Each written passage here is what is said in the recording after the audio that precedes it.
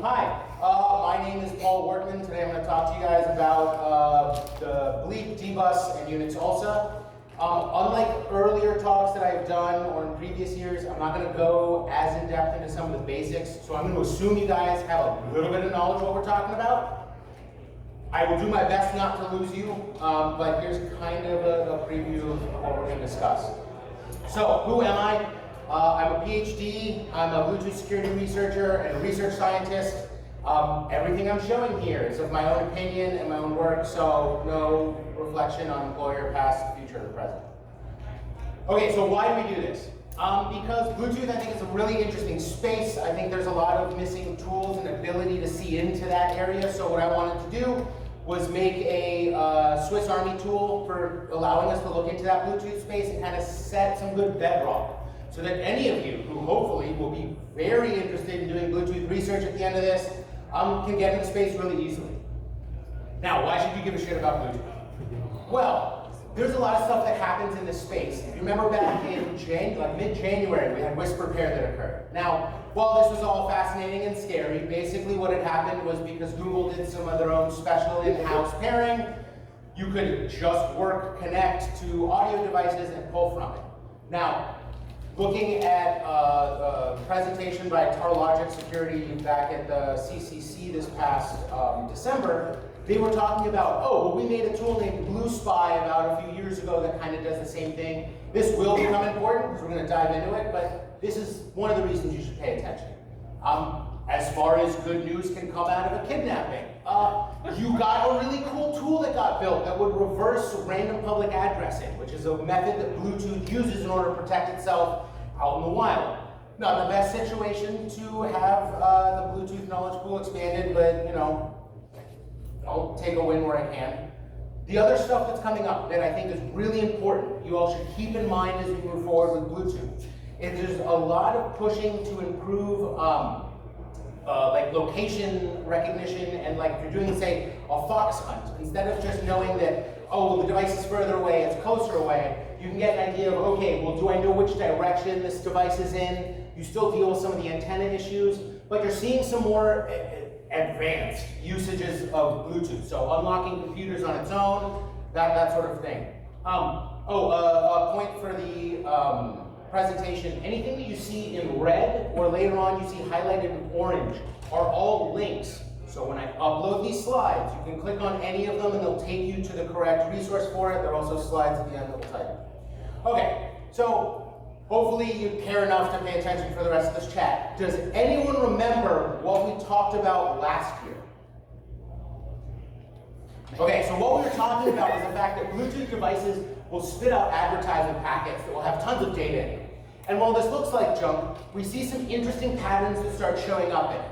We see structures that make sense that maybe we can't interpret immediately, but there's very clearly a human-intended pattern in the data. So I want to do a little bit of an exercise. By show of hands, does anyone see an audio device in this slide?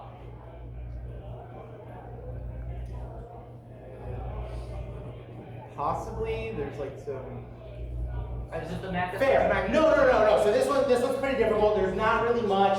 You can see that there's this manufacturer data that's there. That tells us it's a series of Samsung devices. Maybe Samsung does audio, maybe it doesn't. It's not terribly clear. So as a second exercise, raise your hand if you can see the audio device in this traffic. Yeah, here it's a lot more obvious. I mean, it literally just says audio. SPP audio, or SPP audio, which we'll get into later what profiles are and all that sort of thing. But it's very clear that, hey, I'm an audio device, it's advertising as such. There are other ways that we can tell that this is an audio device. If we look at the rest of the data that's around that advertising packet, we see the advertising down here, but there's also these short UUIDs. And these short UUIDs tell me that this device does audio. How do I know that? Well, the other thing we went over last year is media devices. When it comes to Bluetooth, they have a different structure and a different look. And if you look here, you see the 11.0B that's present. This is a media endpoint. We're going to talk about profiles later on, but this gets more to presenting yourself on how you connect. So we see the 11.0B here in the advertising packet. We take a look at the device. We see it repeated here. It's a media device. Now, the structure can get very weird. All these SEPs, or those media endpoints showing themselves. There are multiple endpoints because you can have multiple capabilities when it comes to audio. We'll get into it later. The other thing for those Linux-minded individuals, you see an FD down here. That is a transport layer for the media endpoint. Yes, it is a file descriptor, and it is that simple. So, with that in mind, when we talk about Bluetooth Classic and Bluetooth Low Energy, there's some obvious changes, obvious differences. We've got, the power usage, as we've talked about in the past, the way in which pairing is done, some of the similarities in how the frequency hopping and all that is done is very similar, but behavior is keenly different. So, the two main things that you really need to keep in mind is BLE devices and Bluetooth Classic devices, while both based on the same protocol, differ in how they behave. BLE devices, if you want to talk to one, they'll throw up an advertising packet, like the ones we were looking at earlier. That will tell you, hey, I'm around, this is my address, please come talk to me, or whatnot. Bluetooth Classic devices do not advertise. They do, however, appear when they scan, because much like you would get on, say, a network interface setting up like ARP requests, you send out saying, hey, this is my MAC address, who's out there? And folks will respond, you can see advertising things of that case. The place where this becomes different is in enumeration and how connections are established. So a Bluetooth Low Energy device, you connect to it, it's happy, you enumerate it, you can enumerate it all you want to, you disconnect, and then you're done. A Bluetooth Classic device will always respond to enumeration. You don't have to be connected. However, you have to find their MAC address, which only shows up when they are actively scanning. The advantage of this, though, is that if you have the MAC address for a Bluetooth Classic device, and you're just in a room and want to know if it's there, and say, enumerate for me, it will respond, period. Now, the other place where it becomes an issue is in connectivity. So a BLE device, when you connect to it, you can connect to it, you're connected, great. If it needs pairing, maybe it'll get angry. A Bluetooth Classic device will allow you to connect to it. Then by the library and protocol, if you do not establish a secondary channel connection in 60 seconds, it just kicks you off. That will become important later on, but I just want you to know about the difference between enumerating and interacting with these devices. So when it gets to audio, Bluetooth Classic devices are great for high fidelity audio, anything that requires a lot of energy that you can spend. BLE devices are a little more difficult. There is some standardization in the audio now, especially for hearing aids is one, that those are all done in-house. Now there is a push to try to standardize that audio library, but a lot of that, the BLE stuff is just sending stuff in hex. So if we want to make and play audio to a BLE device, well, we can just think, okay, well maybe I convert it all into hex, and I send it over a buffer, and then I collect it, and I decode it, and I play the audio, and fuck yeah, maybe that's how it works.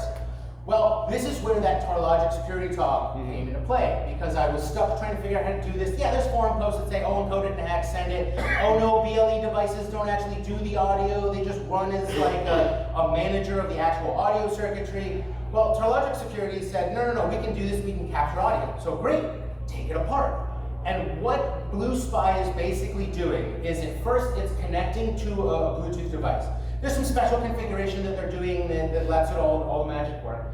But then once it's connected, all you're doing is you're just checking, hey, do I see a Bluetooth audio card?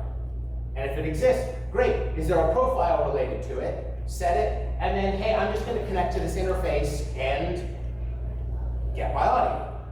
Okay, so we have a bit more of a plan. I can have an audio file. There's still this magical hand wavy crap that's going on, but somehow I end up getting to my answer. So before we continue, we got to talk about profiles. So if you recall in previous talks, I've said Bluetooth devices are really picky about who they want to talk to. And in order to ensure that a Bluetooth device will speak to you, you have to kind of present yourself in the right way. And the way in which we do this is through profiles. Because those profiles will say, I can do this, I can't do that. For those of you that are familiar with public key infrastructure, that handshake that they do at the beginning where you're trading algorithms and deciding, hey, how are we going to communicate? That is what Bluetooth is doing, but at a profile level. So when you connect, you say, hey, I can send audio. Great, you can receive audio, wonderful, we'll communicate, but you have to present that profile present. So before I go into the nightmare that's that, we have to talk about Linux audio drivers. Because as we saw with BlueSpy, right, they were using PA command, which is a pulse audio command line thing that we'll talk about a bit. But we have to figure out how the fuck are these Bluetooth devices taking audio that is from these connected devices and speaking with it. So in order to do that, we have to talk about the advanced Linux sound architecture, which is essentially the framework that Linux uses in order for abstracting the kernel level interactions of audio devices so that you can play with them and whatnot. Now, touching quickly on this, there is some customization that you can do with it. There are other tools that exist. So what ALSA is doing is it's essentially giving you a layer of abstraction to let you interact with audio drivers and the associated controls. There are utilities that exist, so ALSA has ALSA utilities, but most people don't use that because they're very limited and kind of a pain. And so they'll use tools like Pipewire or Pulse Audio, one is replacing the other, that help abstract that so that you don't have to interact with the kernel or even the drivers, you just mess with this third layer of abstraction on top. Now what's important about that is that there's two configuration files that are particularly important for ALSA. The first is asound.com. This is the equivalent of a JSON file that basically says how you are wiring and connecting everything. Where's all the audio going? Are channels getting split? Are they getting remixed? All that sort of stuff. Pretty useful if you want to do that splitting, but it's not as interesting as the /proc directory. For those of you, again, Linux minded, yes, this is the processor directory. This is where the kernel keeps its information. And in there is an asound directory. And in that asound directory, there is a cards file. And this cards file will tell you what audio devices the kernel can currently see. Now, why do we care about that? Because if we're talking about whisper pair again, Android is basically a constrained version of Linux. So on Android devices, instead of ALSA, they use tiny ALSA. Same drivers, same cards, utilities are stripped out because you're in a more constrained environment, but there are some issues you hit because if you are not an app or root, despite the fact that you can try to connect to devices and you know that they are there, you do not have access because for those of us more familiar with Linux, the group policies and stuff that you have set up do not allow you to interact with these audio cards directly. Okay, fine, so I can't go and replicate whisper pair directly, but hey, I'm still interacting on a Linux platform. And this is where we get to learn my new least favorite word. So, when you are trying to interact with ALSA and configure it, shit auto-magically happens. How do I connect these two devices? Oh, you just name it whatever you want. Cool, how does the underlying driver systems work? Oh, it's all auto-magical. Okay, fine, well, maybe I'll just make a driver to interact with ALSA directly. Yeah, you can do that. But all the garbage collection and error stuff is auto-magical as well. So, okay, fine, this is an absolute headache, and I don't need to necessarily write my own driver. I know it's a framework that sits on top, and I can interact with it. Now, what does a Bluetooth device look like when it's connected? Now, here we're looking at this through the Pulse Audio command. There's some very annoying nuances you get with ALSA and all that junk. Come bug me later if you want a rant about it. But what we're showing here is I've connected my phone to a device. And what's most important about it are these bits of information here. So these are the profiles and the active profile. So if you remember earlier, we were talking about profiles are important for Bluetooth because that's how you present yourself. That's how they know what your interactability is. For ALSA also can see that. You can see, oh, here are the profiles that I can interact with as a Bluetooth device. Why does that matter from ALSA? Because those profiles also dictate what your sources and sinks are. For those of you not familiar, you can think of a source as something that generates or produces an audio stream. A sink is something that will either take in or consume an audio stream. So what it really is it's kind of like the plumage of all these Bluetooth devices that we're seeing. By looking at these profiles, you can get an idea of what they're doing, how they act, how they communicate, how they present themselves. Why this matters to us on a technical standpoint is because you're defining what these interfaces are that we're interacting with. So if you remember from the BlueSpy example, we selected a profile, but then we're using a profile interface. This is how you define it. So if we take a look back at my connected device, we can see that I've now changed the profile that is connected. And instead of it being off, we're now doing A2DP source.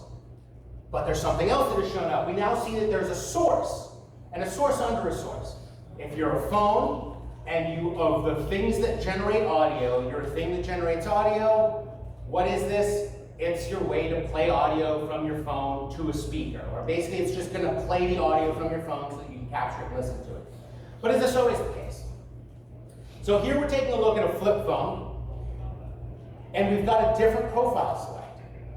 We've got the headset audio gateway, which now comes with a sync and a sync under sources. Now, is this standardized, you asked? Why, yes. If we take a look at another headset, same thing. As long as we've selected that same profile, we know what the interfaces that are going to be related to it, hence that kind of, I'm presenting you profiles that tell you what I can do. It's that PKI handshake again. I am saying this is what I can do, you know what I can do, we're all on agreement, we can move forward. Headset again, different headset, different brand, same thing. You select the hands-free headset unit profile, you're gonna have a sync under sources, and a source under sync. Now what do you think these things are? Now the sync under sync, right, is something that accepts audio out of things that accept audio. It's probably? Microphone. No, this is actually the speaker in the headphone, right? Because it's the thing that accepts audio, it plays it. What about the sync that's under the sources? It's out of devices that generate audio. It's the thing that accepts audio. What do you think it is? Is it a loop mount device that directly pulls from the source as opposed to the regular sync, which actually mixes everything Give that man a prize. It absolutely is. What that interface is basically acting as, and the monitor name kind of gives it away. Yeah. But it's basically a loop back that, with some other research, I found it's Pulse Audio that's providing it. But it acts as a loop back so you can listen in on what is being played to the speakers of the headset. So I can not only play audio to it, I can also listen to what's being played. Now, what do you think the source under the source is? This is a headset. It's the thing that generates audio, and it's going to be the thing that generates audio out of things that generate audio. It's the microphone. Absolutely. That is the microphone. So how do you interact with these pieces? It's just this. You're just using either a play or a record command. You're saying, okay, I want to interact with this device. Great, it's a Bluesy sync, my device address, and then that profile interface. If I want to send audio, great. If I want to record audio, if I want to record the microphone, great. If I want to record the audio that's playing to the headset, this is all it takes. 3 commands. So, now let's see if the demo works. I'm going to show you guys, so I'm going to prep you a little bit. I've cut it up so that some of the parts work very fast. It'll slow down for the recording and the playback. But what we are seeing here is I'm connecting to the headset and finding it, and I've written a wrapper around BLEEP. We're connecting to it, we're identifying the interface. Now it's recording. There's audio, the audio is playing. This thing will play audio. Right now it is recording from the microphone. We're then going to check that the recording exists, and then we're going to play it back. And if all works, you should hear. I am capturing through my Bluetooth headset, so the recording software does not capture microphone volume. It will last about 2 seconds. So we were just able to record the microphone of a live headset without essentially the recording software I'm running also hearing the microphone. So what did we do? We took a look at the interfaces and the profiles that are present with the device. We said, okay, we want to grab the source from this input. Because here we're looking at Pipewire instead of Pulse Audio or ALSA. Again, this is where it gets kind of confusing. But here you can see Pipewire has an input here. We can record from it. We can then go and play it back, which we're saying, okay, I want to play to this sync at this output. That's not the monitor output, which are the speakers, which is why we can then hear the audio being played. Does that mean it always works? Absolutely not. Because as I said before, devices are very specific about who they want to talk to. So when I said earlier that profiles are exceedingly important and that it's very similar to the PKI structure that we see, it's because during that connect, once 2 Bluetooth devices connect, they check each other's profiles. And if those profiles do not match, then that's my person, I don't know you. You get the hell away from me, I don't want to talk to you. This is why most things, like if you're trying to talk to audio devices, you have to also have local audio drivers set up, otherwise the Bluetooth device does not communicate. Now, how do we figure out what services are present? You remember back to earlier in the talk when I was talking about Bluetooth Classic. The way that we enumerate Bluetooth Classic devices is through a service discovery protocol. And it will kick back some short UUIDs like this, and I mean, you can see some of my notes on what these are on the side, but we can get an idea of some services that are present, right? There's a serial port, always fun to go after. We can see AV controls, we can see some of this information that's present. If we're doing an STP enumeration, it will actually come back more in this format. And so what you'll see is the name of a service, whether a channel exists for it, there might be some extra details and information for it. If we let BLEEP go and clean it up, we can take a look at it like this. And we can very clearly see, okay, these are the services running on this device. These are the channels that are active that we can connect to, or that are actively in use, as it were. And we can get an idea of what it is that we're looking at. Now the problem is, everything we've been doing so far has been from a public standpoint. That headset I connected to was one that just worked, so I was able to connect to it. Most devices want you to be paired first. You need to establish that degree of trust. But trying to figure that out from the scripts and tools that we have out there is pretty difficult. So we need to listen in and see what happens in the wild and what happens naturally to figure out how we can mimic it.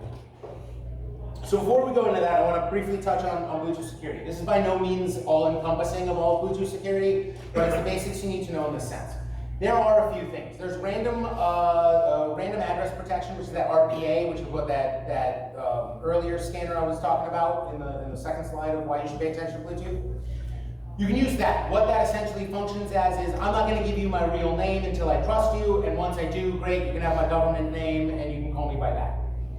Pairing is pretty straightforward. You've all I assume, have to have dealt with at least one Bluetooth device in your life. You've gone through the pairing process, you connect to it. There are technically two ways of doing it. You can do it through a PIN or a passkey, but there's some means of exchanging a PIN in order to establish that initial trust, and all of that is handled through agents.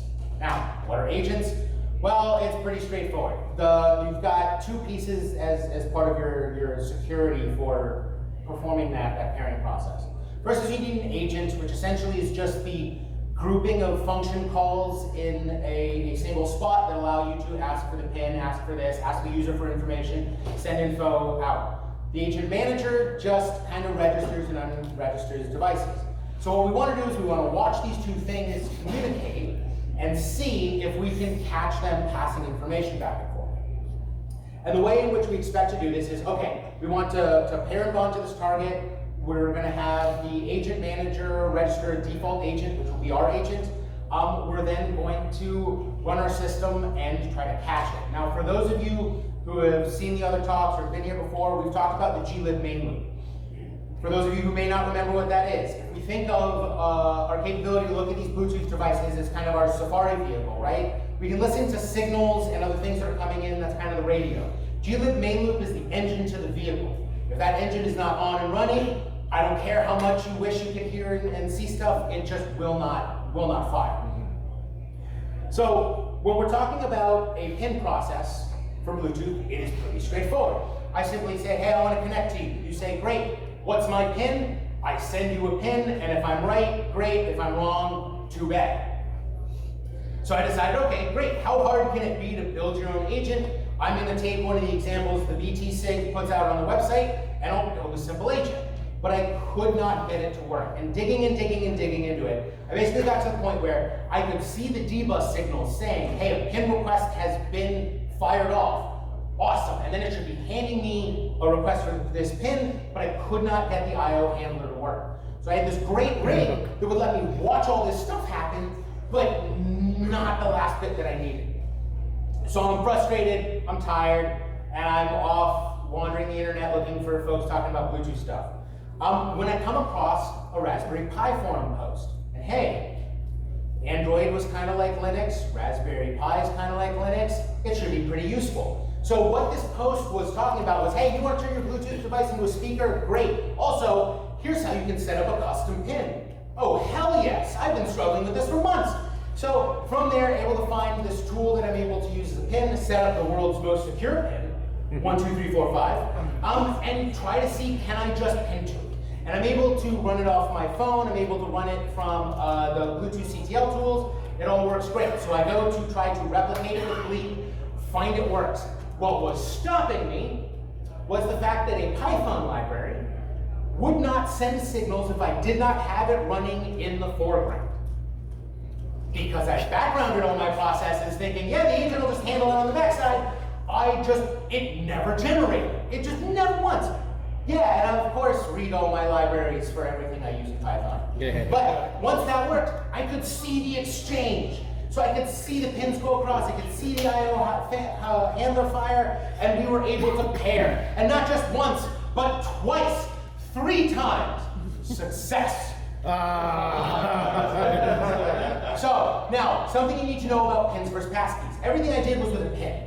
A pin is a much older version of pairing in Bluetooth. It technically is there in the spec. It's been phased out since 2.1, and 6.3 came out last Friday, or last week Friday.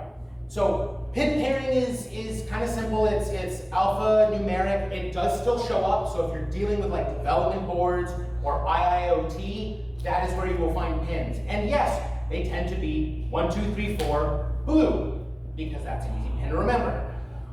The passkeys, however, are per session generated, which is why they have been the standard since 2.2. That's what your phone uses, that's what everything uses, that is why it is generating that number. Now, that doesn't mean that PIN is necessarily super easy to break into. Once I got the PIN working, I immediately turned around and said, hell, I'm gonna make a brute forcer for this, why not break my own PIN?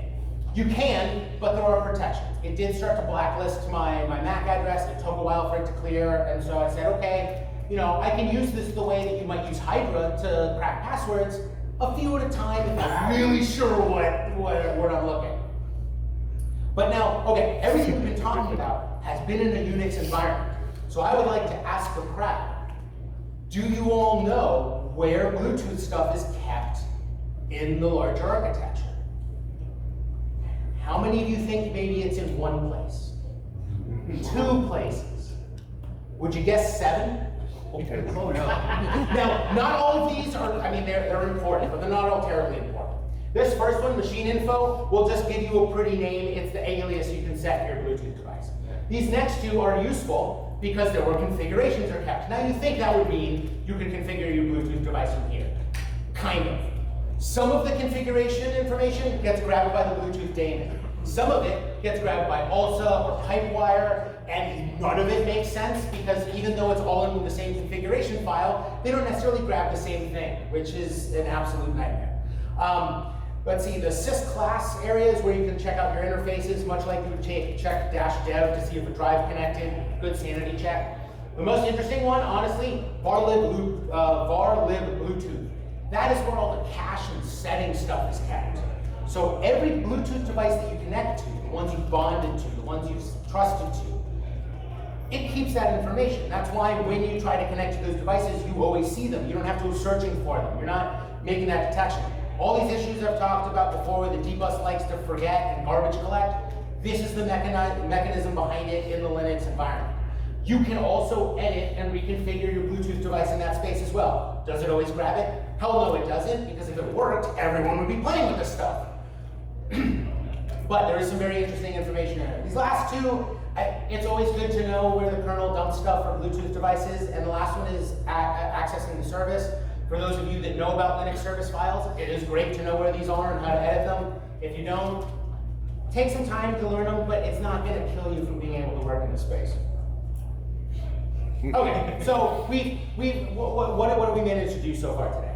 Well, we've talked about being able to record from an audio device, and I've shown that I now can successfully pair to some things. So let's go back and talk to the devices that I enumerated and compare what the public versus trusted one of the herd stand gets me. So if we try to do BLE enumeration of a device and you have not connected, you will see an output like this. And the main thing to see here is this BR connection refused. What that is telling you is Bluetooth says, no, I don't want to talk to you. Clear sign that it wants us to pair first. Once we've paired, however, it dumps everything. I can see services that are present, the class that is there, modalities, the stats of all the device information. Great. What about from a classic standpoint? That's where it gets kind of weird. Because remember, I said at the very beginning, if you have the address, a Bluetooth classic device will talk to you, period. This is what it kicks back when you're not paired to it. When you are paired, it just doesn't give this error saying, oh yeah, you need to pair me for me to talk to you. It will just dump out everything. Great way to get an idea of what's going on. From an engineer standpoint, great way to test the thing you're building. Does that need to be out in the wild? Well, that's a larger issue. If we look at audio profile, so this is when we've looked at, connected to that headset that we recorded from, here we can see that there's the name for those sinks and sources that we've got present. We can see here which backend is responsible for what. So if you remember earlier when I asked about that monitor loopback interface, this is only handled by Pulse Audio. If you don't have Pulse Audio in your system, you won't see this. Gets kind of confusing and very annoying when you're trying to troubleshoot a lot of this audio. Now the other thing we can do is we can enumerate the media attributes. Now the one I want to draw your attention to quickly, because we're going to look at it later, is this media player. You'll see here it's all nulled out, but we can also see a transport that's here, so that we know that there's now an established channel to somewhere passing audio. Then there's media endpoints. This device has 6 of them. Why? Because there's different audio codecs, and each one needs a different media endpoint. And there's a whole system for getting an established channel. Yes, you can create your own. Yes, I'm struggling with it. For now, just use Pulse Audio and some of these tools. It's kind of stick with the magical hand-wavy bullshit for now. Now, what happens if you record, if you enumerate while stuff is happening? So what we see here is that since I am playing a video, if we go back up to that player, we now have information related to what's being played. And this information, again, is not necessarily standard, so every the Bluetooth player and thing that it interacts with is going to be different. So we can see, that you know, we can see what they're playing, what they're doing. Point is, timing is very important. So if you're enumerating, especially from a media standpoint, a Bluetooth device, you can see what they're doing at different points in time. If we take a look at that player, we've got an uninitialized player here. Everything is basically null. We've got one where it looks like it's been initialized in preparation for something, but there's no data present. And then one where we're just full out rocking out. We can see what the song is. We can see what's going on and what's being played. In fact, we can do more than that. We can also mess with the media and start skipping or playing or pausing. We can raise the volume because I fucking love Special Ed and he's a great artist, so I want to listen to more. We can do all this from just a Bluetooth terminal standpoint, just sending packages to and from the device. Now, where this gets more interesting is we've only been talking about audio, but there were other services we looked at. How many of you are familiar with the message access protocol? This is basically how your Bluetooth looks at your phone messages. And you can look at messages that are read, or written, or deleted, or you can upload or send. And so, what we can do is, we can say, all right, I want to take a look at just what messages are on a base folder. And we can just take them out. Here are the messages off the phone. Now, what we saw quickly there was this first step is basically saying, hey, I want to list what folders are on that device. What you will notice is a very nice structure. Telecom, all that nice stuff, because, yeah, who's really interacting with messages? The phone company and the telecom thing. What that lets us do is then dump all the information. Just granted, this was undirected, so I didn't care which inbox I was looking at. I just wanted to dump all the info out of the phone and see what messages are present. Now, does that mean that we can't direct what we're doing?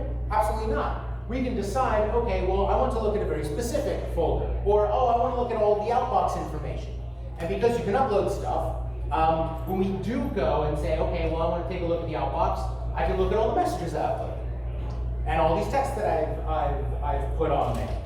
And you know, I can take a look at the secondary inbox that is present on the device. So okay, so I can read and write messages. What about a phone book? Phone's got phone books. Bluetooth allows for it. So yeah, let's just ask for a phone book. We pair to get the request, and yeah, we just dump it out. We get base 64 hex of messages that are on there, or sorry, of the profile photos that are on there. I tried reversing what the image was, and I just didn't understand the balance properly, so I imagine it's very doable to be able to do that sort of thing. But we can just pull out the phone book. And with a lot of these, because it's a setting that you're authorizing, as long as the setting remains active, I can just keep pulling down this phone book as long as the phone is on. But that's not it. There are other services that are present as well. serial port profile, serial connectivity for Bluetooth devices. They're out there. I've encountered 1 or 2 in the wild. I just don't have the initialization code to send in to get the terminal to respond to me. Network access profile, for those of you who are familiar, if I say I've paid for Wi-Fi on my phone, I can connect to Bluetooth to my computer and use the phone as a proxy. Because I just established a subnetwork over the Bluetooth protocol, and it's a Bluetooth virtual endpoint. Now, there are other services that are out there that are a little more interesting. As I said earlier, because we saw a bunch of Samsung devices, there is a Samsung IC Service New service. What does it do? I have no idea, but I know how to identify Samsung devices. If you ever see Microsoft Nearby Sharing, you are guaranteed to be looking at a Windows Bluetooth device. To my understanding, this is required by spec by Windows for anything Bluetooth capable. I don't know what ESP SSP is. Saw it once or twice, can't remember which device. I will let you track it down. Now, one thing you may or may not have noticed was when we were pairing to devices, there was some stuff going on with Android. When we first paired to it, we connected to the device, and there were some capabilities we had, right? Contact sharing was disabled. I could look at phone calls, I could look at media. That's why we were able to play audio and take a look at that stuff. Now, I asked for access to the phone book. I authorized it, great, it switched over, I've got contact sharing. Do you see messages on there? I asked for it. I asked for authorization to messages. Once you authorize it, hey, look what showed up. Your Android device is performing a second layer of abstraction over the Bluetooth device that you're interacting with, saying, you only need to know about these services that you intend to use with the device. Some of this comes back to that profile concern because of how the device is presenting itself, because it might look a certain way. Oh, well, I only need to give it audio and phone calls, all this sort of stuff. Now, keep in mind, we've just connected to a phone and asked for audio, phone book, and messages. So what device do you think my phone thinks I am? Yeah, I'm a car. Why am I a car? Because a car needs to listen to music. A car needs to be able to read your phone book, and a car needs to be able to look at your messages. So I'm a car. Did I start as a car? Absolutely not. At first I was a headset, and then it thought I was a tablet, and then it landed on car because I kept asking for access to all these things. My appearance or my profile kind of changed over time. So how do you trust that what you're looking at is actually the thing? Ideally, profiles. Bluetooth right now is just confusing enough that, you just kind of assume it works. You can do editing and stuff. So if you remember those Linux directories, you can go in and change the class directly. Some things within the library will stop you because it will automatically correct and all this other stuff. So it becomes a bit of a really weird cat and mouse game. But I just showed you basically walking around an Android phone and just ripping out messages and phone books and everything else. So is there a way that we can kind of protect ourselves from this space? And my answer is, well, it kind of depends on the implementation, unfortunately. So as I've seen with a lot of phones, and a lot of these things, it depends on how they set it up. Generally, you're going to have some degree of control over what access you give. So like, if I granted you access to my phone book, yes, we saw earlier you can just pull down the phone book. If the screen of the phone is on, I can pull down the phone book. The second you shut that off, I'm just going to get errors and rejections left and right. So you can kind of stop me once you've accidentally given me the wrong access.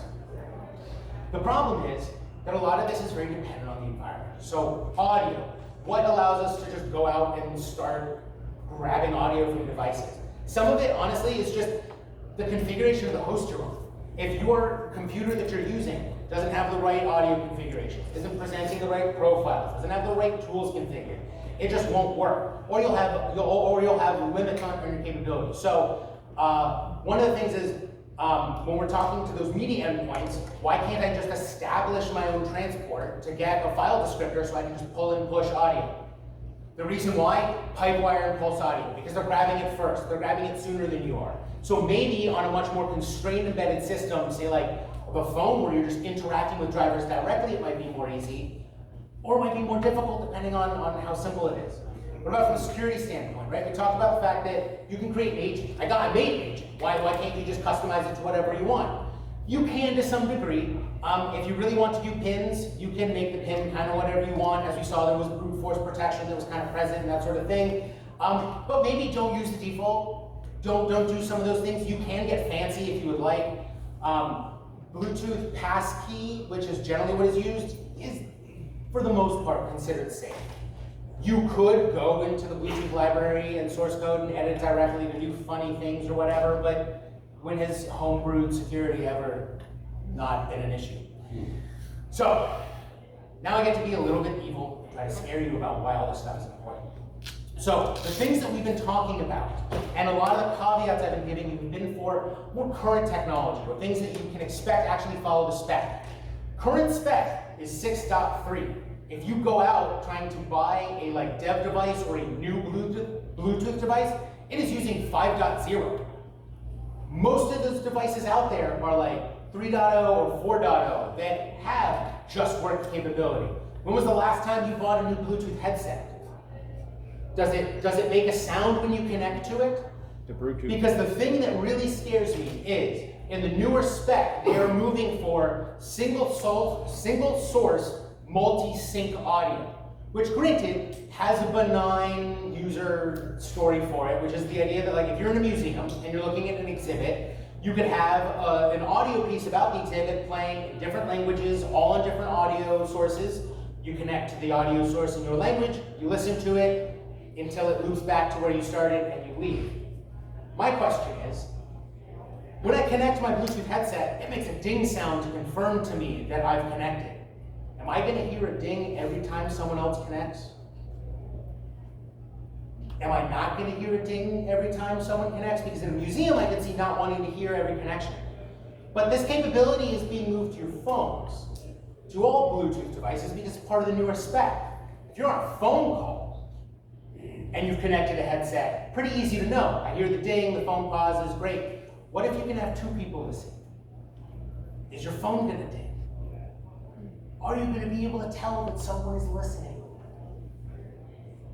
Now, granted, the only reason I stop it there is I haven't found good examples of Bluetooth devices having implemented this, so I cannot tell you. It's going to come down to whoever implemented the code, whoever implemented the hardware, which is why you need to ask questions about the Bluetooth devices that you were buying, you were getting access to. The same way you would for anything else. What are the capabilities? What security do you have in place? Oh, you don't know? Cool, let me go talk to someone else who maybe does. And as always, because Bluetooth devices are nothing but wonderful, terrible state machines that fail all the time, if you have an issue, turn it off and on again. It's a pain in the ass, but because, as I've talked about before, you can essentially think of a Bluetooth device as a small Markov model that sits between states. Sometimes the poor thing gets confused and lost, and you just gotta turn it off and put it back to the start. Now, that's not to say that Bluetooth is not relatively secure out in the wild. Seeing newer stuff, I've actually been pretty impressed. So, one of the things you may have heard from a previous talk I gave at B-Sides Las Vegas was, even though I turn off my Bluetooth antenna, I can still see my device. Why is that? Turns out, Android was doing some abstraction on me again, because when I got a newer phone, all of a sudden it gave me an option of, hey, do you want to turn off your antenna all the time? And not just pretend to turn it off? Why is it pretending to turn off? Because those fun things like, the Bluetooth share for tracking devices or whatnot requires you to have your Bluetooth antenna on so it can see these devices and communicate to them. It was not until a phone I got 8 years later that said, oh yeah, we do this in the background. Do you want to turn that off? Yeah. That's why I turn off the Bluetooth antenna, so that it is off and permanently off. Other protections that are present within Bluetooth, as we said earlier, there's the anti-brute forcing that was present in pins. So even the weaker version of pairing to a Bluetooth device is still pretty well protected. It does do blacklisting. In that var-lib Bluetooth directory, you can set up blacklists and whitelists for MAC addresses for things to be able to connect. And generally, passkey, the passkey pairing is pretty safe. So for those of you just walking in, the kind of pairing that you get when you generally connect to a Bluetooth device that just throws up a set of numbers at you and you have to say yes, it matches or not, that's passkey pairing, that's a session-based. It is generally relatively secure. The session-based key generation is what helps protect it. Now we got a few seconds I get to talk to you about why, or hopefully, what will inspire you guys to keep going anyway. So for those of you who are familiar with BLEEP or the tool that I was talking about earlier, I made a new version of it. It has documentation. You can read about all this stuff I was talking about, and it's much cleaner, easy to see form. There's tables, links to take you to the pages, preparing for agents, what have you. Go live your best life in a documented world. The main updates other than Bluetooth classic ability, we can do pairing. So because of that PKI structure that happens with Bluetooth devices, you can do a poodle attack against Bluetooth devices. And so you can just start asking, hey, do you do this kind of really shitty pairing? No? Okay, well what about the next one up? What about the next one up? And just kind of downgrade the security as best you can. You are still limited because, as I said before, Bluetooth devices only like talking to other Bluetooth devices that have the right profile.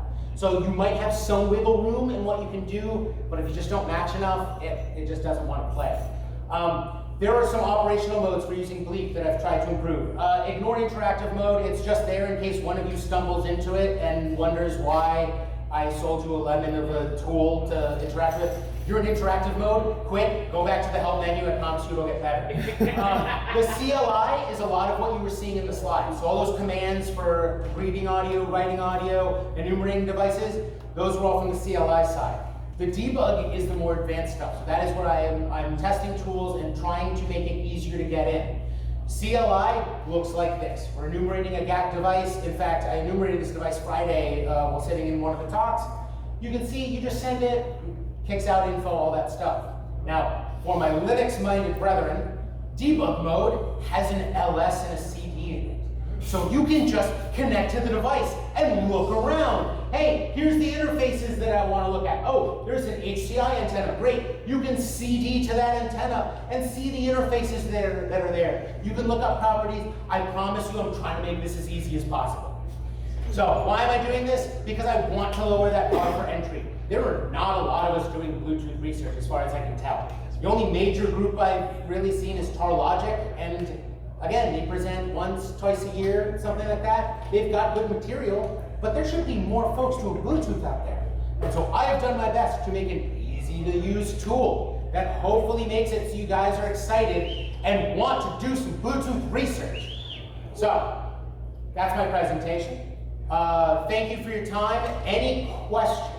Oh, all the slides, including this one and ones for previous talks, you'll find in the GitHub. I should have a README in the BLEEP tool that will say, hey, here are the links to the other slides and any recordings of those talks that I have. Yes? So for LC3 and I think the multi-audio stuff is standardized as Auracast now? You said there were Yes, yeah. So LC3 is the new standard for BLE audio because it's still a hot pile of garbage, and they're working on standardizing it in a nice bundle so that folks actually want to Is it not standardized yet? Because I thought there were already a few. It's semi-standardized. So you've got the BT-SIG that has whatever rough pirate style guidelines they've given you for the protocol, but stuff like hearing aids are a great example. So hearing aid audio is done via BLE, but it's not it's getting standardized now in the standard, but previously it was homebrewed by whoever made the device. So Google had its own protocol for that. Apple had its own protocol. Did they match? Probably not. But now they're working on standardizing that because they're realizing, yes, we have a lot of BLE audio devices out there. They kind of semi-function, but they're not really unified under one protocol, which is what LC3 is supposed to be.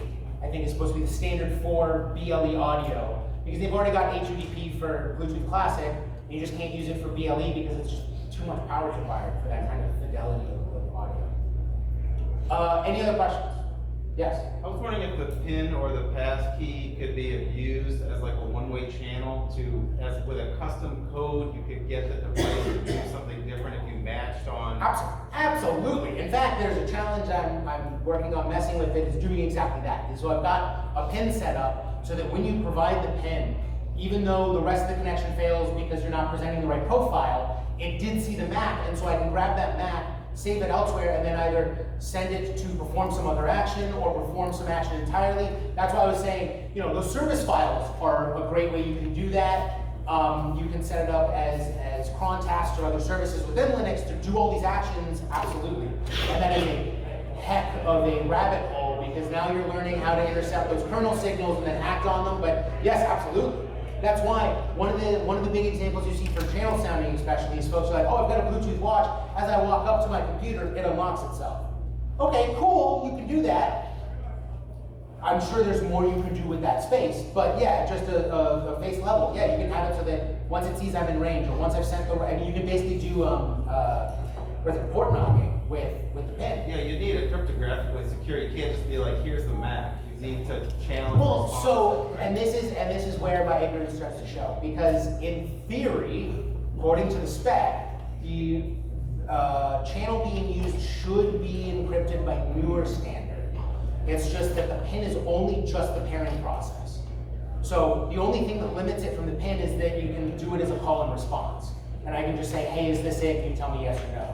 Whereas the security of the passkey is, hey, what number did you get? And then I can at least have that little bit of a stopgap, so I can either say, yes, that was the right number, or no, it wasn't the right number. Is that a bidirectional trust? If I remember my terminology correctly, I think so, because of the key exchange that you're doing and because you're generating it per session. Any other questions? You ever Yes. mess with any like enterprise telecom? Like, I'm thinking particularly Grandstream because of what he just said. Like, we had a lady at a front desk nursing home I was running IT for, wanted to connect her hearing aid to the Grandstream. Never paired, never pinned. She could answer and kill calls using using the toggle on there. And all I did was Bluetooth discovery from the device.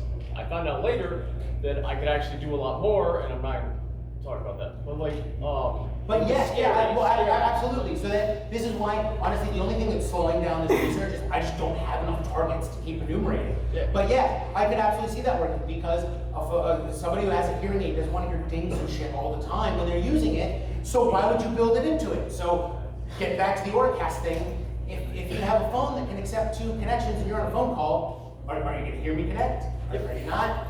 But yes, there is in the spec, there's an entire section of telecom in the Bluetooth protocol that I've been meaning to check out as well anyway. So short answer, yes, absolutely. And feel free to bug me more later. Any other questions? Yes? When you were doing brute force attacks or noodle attacks, did you observe any denial of service on the device or devices not working? So granted, we're working from a subset of one Raspberry Pi that I end up using the hell out of. But surprisingly, not really. You saw it from a connecting standpoint, from a Bluetooth device, because it just, after a while, kind of like Bobby was saying, I'm just not gonna talk to you. I'm done, I don't care, you've tried enough, it blacklists you and just doesn't even bother handling the effort. I have not stress tested, so I don't know. But at the same time, to kind of caveat that, pin exchanges is something you almost have to force the system to be in that state to accept a pin pair. In fact, for those of you who maybe checked out the FreakMe CTF that was going on, I had a challenge where one of the devices, you can connect to it and provide a pin, but most current phones, even if you provide the correct pin, it'll accept the pin, it will just then say, well, I couldn't finish the rest of the connection because of that profile mismatch. Because, again, most phones don't like to receive audio. Any other questions? Okay, all right, thank you.